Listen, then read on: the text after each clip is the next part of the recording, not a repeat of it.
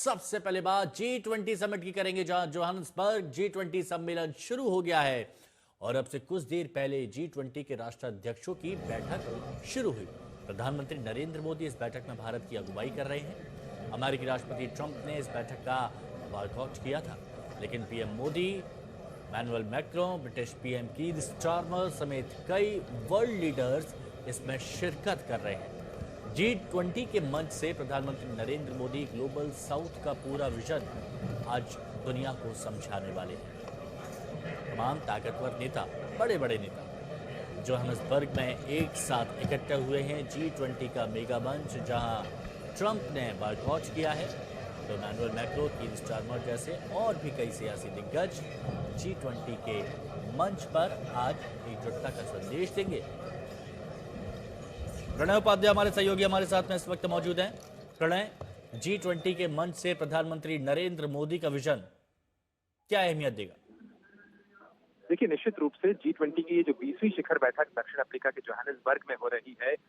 इसके आयोजन में और अफ्रीका की धरती पर हो रहे इस G20 के आयोजन की भूमिका में भारत की एक बड़ी महत्वपूर्ण भूमिका रही है। भारत की ही अगुवाई के अंदर 2023 में जो G20 की बैठक नई दिल्ली में हुई थी, उसमें ही अफ्रीकन यूनियन को पहली बार स्थायी सदस्य के तौर पर शामिल किया गया। अगर आप देखें हिमांशु, तो पिछले कुछ समय के दौरान G20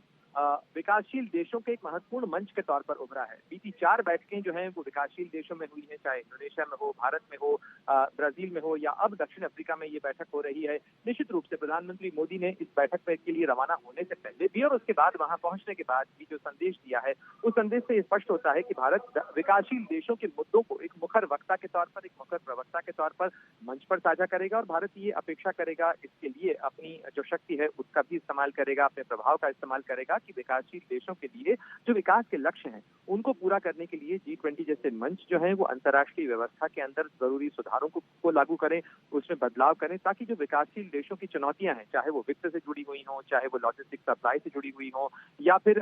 जो है वो संसाधनों के बेहतर उपयोग को लेकर हो, या अंतर्राष्ट्रीय स्तर के ऊपर जो वित्तीय प्रबंधन है उसमें उनके लिए साधन और संसाधन जुटाने का मसला हो, इन तमाम विषयों के ऊपर भारत एक प्रमुख प्रवक्ता के तौर पर इस मुद्दे को न केवल उठाता रहा है, बल्कि इस मंच से भी जो तीनों प्रमुख बैठकें होंगी G20 के कार्यक्रम के दौरान, उसमें प्रधानमंत्री मोदी का न केवल भाषण आपको सुनाई देगा, बल्कि उसके साथ साथ भारत अपना विजन भी साझा करेगा कि हम वसुधैव कुटुंबकम से लेकर जो सस्टेनेबिलिटी, इक्वालिटी और इंक्लूसिविटी के इस प्लेटफॉर्म के ऊपर आज बात कर रहे हैं,